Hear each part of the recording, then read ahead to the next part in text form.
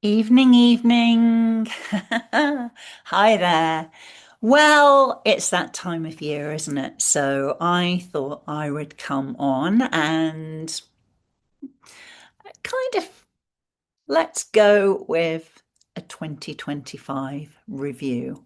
Except I'm going to start the year in April because I actually can't really remember what was happening before I founded Coaches for Good on April Fool's Day. Honestly, I don't know. It wasn't planned to make the announcement on April Fool's Day. That's just when it happened. And of course, inevitably, some people thought that this was a joke. They knew me as Pam Rigdon, who runs NLP for Coaches, which, by the way, is still running. So there was some kind of like, oh, okay, unexpected. And for me, also unexpected that I would make this announcement on April Fool's Day. And I wasn't joking. I was being completely truthful, but being completely honest, I literally had no idea what would happen next. At the time, Coaches for Good was simply the name I had given to an idea, a response to what I had seen and was talking about on LinkedIn as elitism in coaching and a question. And surely it must be possible to offer affordable, not cheap, affordable coach training without compromising on quality. Surely. And so I set out to prove that it could be done. Now, what surprised me, the domain name was available. I mean, what does that tell us? That nobody had taken the domain name Coaches for Good. There it was, quickly bought it up on GoDaddy. There it was for the taking. Mine. coachesforgood.co.uk. So the numbers, we're 8 months in now, literally 8 months in, and 54 trainee coaches are now working through our pilot program. And we're incredibly excited because the first three have now finished all of the things apart from their live performance evaluation, because they have to do everything else first, and then we book in the live performance evaluation. We actually need five to finish all the things, and then we can submit our application to the ICF. So that's incredibly exciting. In total, 54 trainee coaches are working their way through. 46 additional coaches have come along to our trauma informed coach training and post traumatic growth 4 hour training session that we run, which is amazing. So that's 100 coaches altogether we've worked with since April. 15 charities are now being supported with our free coaching offer, which means 54 trainee, 540 hours of free coaching are being delivered. When I put a shout out for associate coaches to come forward to be mentor coaches, 41 coaches applied to work with us. I have a space in my Starling account where I put the chunk of the fee that our trainees pay that will ultimately be paid to our associates. We now have £13,000 sitting in a Starling space for the work that our associates are going to be doing with us and for us. We have recently introduced some some supervision, and we again put a shout out on LinkedIn and had a whole bunch of really generous coaches who are trained supervisors step up and say they would be happy to run a guest supervision session for us. And what we're doing, because this wasn't factored in from the get-go, we asked the trainees if they can afford to make a minimum donation of £5 to come along for supervision, and we are passing that money on to the charities that we support. We've already raised over £200, and we've only run a couple of those sessions. In terms of training hours now, in that time, I've delivered 100 hours of live coach training, 20 hours of the trauma informed coaching and post traumatic growth training. Our lovely head lead mentor coach, Jackie Lawrence, has delivered 42 hours of group mentoring. And will be delivering 162 hours of individual mentoring. And as I say, our first 3 trainees have finished those hours now. It's not bad, is it, for an idea that started as a LinkedIn post having a grumble about elitism in coaching? Who knew this is where we'd be 8 months later? What I didn't expect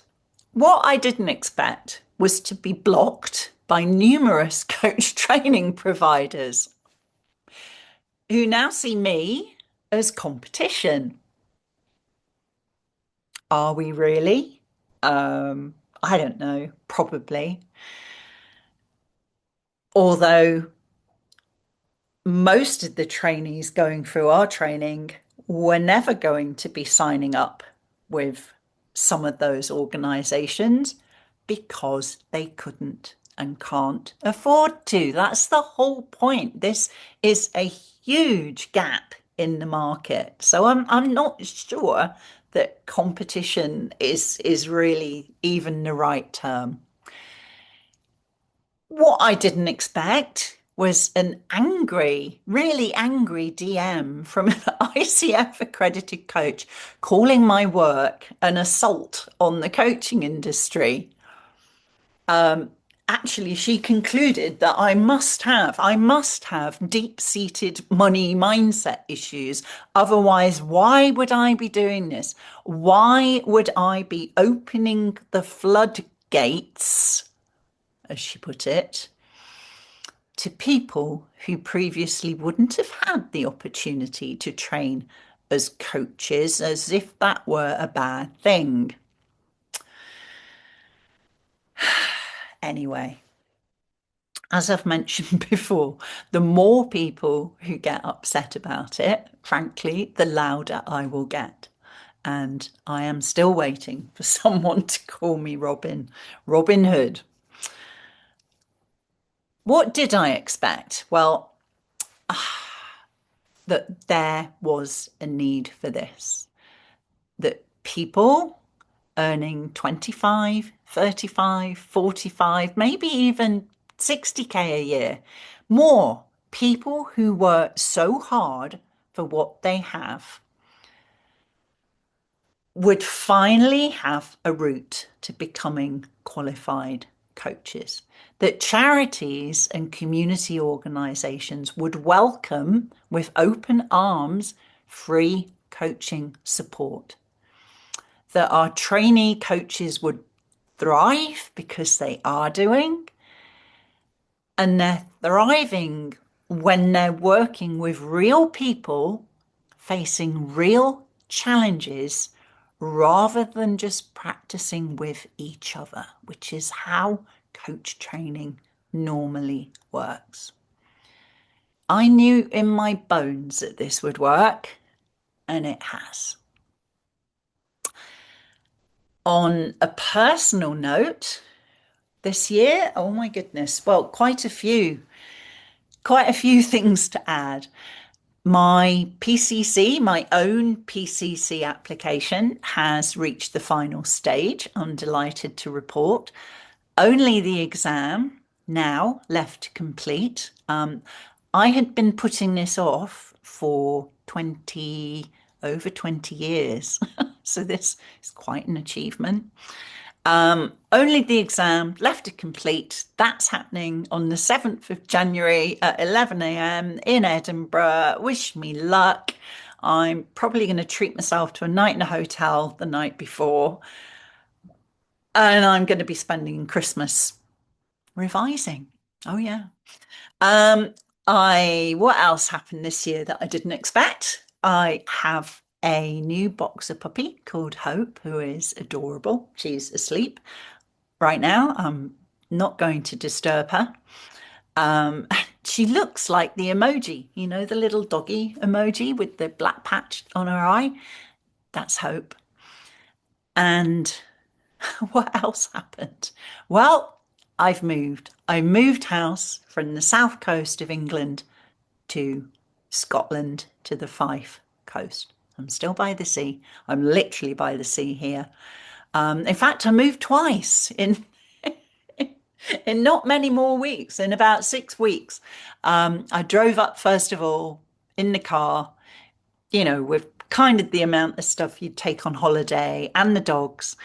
And then a few weeks later, I flew back down to Bournemouth and drove up again in a van with everything else, which is now sitting in a storage unit in Kirkcaldy.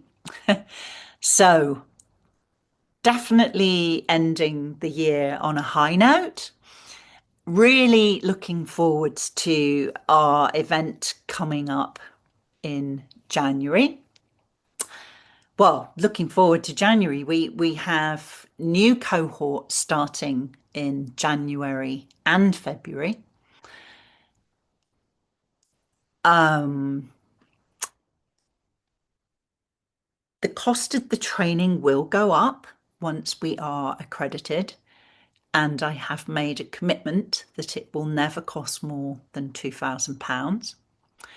We are expecting more charity partnerships, more coaches making a real difference. I believe we can build this to a really big 6, 7 figure business by the time I officially retire. I'm 63, so I have a few years, whilst still keeping the training affordable. I honestly, I don't think those two things are mutually exclusive, whatever the skeptics say. I believe it can be done, and I am absolutely doing everything I can to demonstrate that.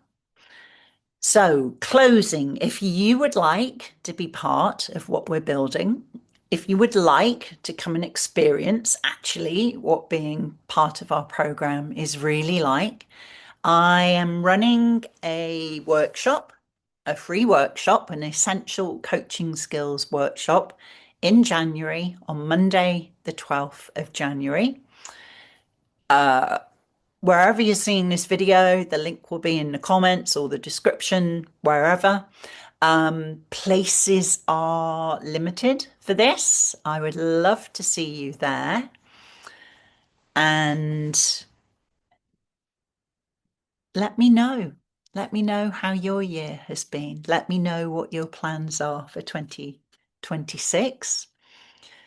And yeah, I hope to see you in January. A little hope, saying hope. Hope has just got up. Okay. All right. Thank you. And if I don't see you again, hey, hun, come on, come here, come here. Come and say hi. Say hi. Come on. Happy come. Here you go. And if I don't see you again, have a wonderful Christmas and a happy new year. And now you've met Hope, the emoji dog. The big brother Lucky is sat on the sofa. Okay, it's dinner time. All right, bye bye.